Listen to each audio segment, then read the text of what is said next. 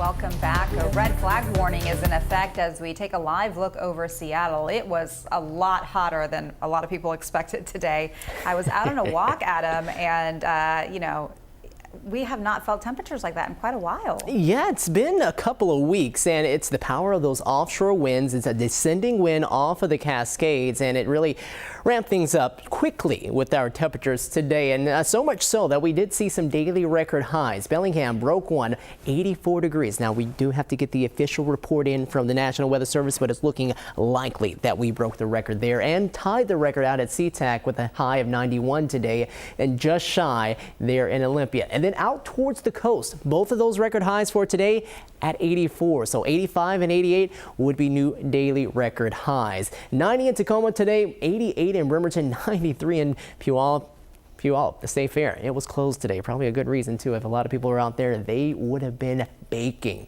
Now, this is all coming along with this drier air mass because along with that warming wind is a drying wind, and that has created some elevated fire risk here across western Washington here today. And so that's why we were in this first alert mode and still will continue to be in it here as we go throughout the evening and into the first half of the night. We're going to have those gusty winds eventually start to fade as we go into the nighttime hours, and for anywhere around the Cascade Crest and westward here closer to Puget Sound, expect that those conditions are going to be in place here for a little while longer. Tomorrow, though, all of that starts to change. We're back down into the mid and upper 70s for highs. Plenty of sunshine out there and comfortably warm as we head into the end of the week. Cooler with some rain coming back into the weekend for the last weekend of summer, and then we start off fall with some showers around possibly by next Monday.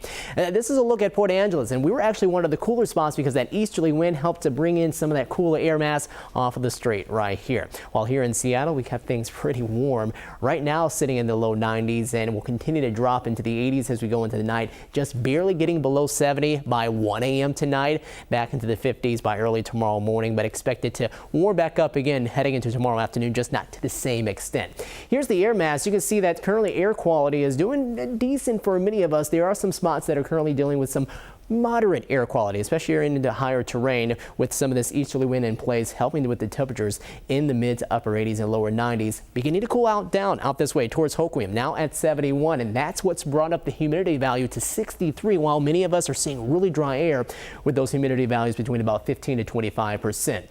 So radar with high pressure in control does remain quiet. We'll have this system eventually start to bring in some cool air for us as we head on into the latter part of the night and into the day for tomorrow. Wind advisory still with us until midnight tonight with some of those gusts around 40 to 50 miles per hour, and then expecting red flag warnings out here as we head on into the evening as well. There's where we could see some of those higher gusts right there in that key location just south of I-90, so Buckley, Enumclaw, around Maple Valley. Keep an eye out for that. Elsewhere, it looks like we'll keep those winds between about 15 to maybe 20 miles per hour. Cool down for tomorrow and get much cooler with the rain over the weekend.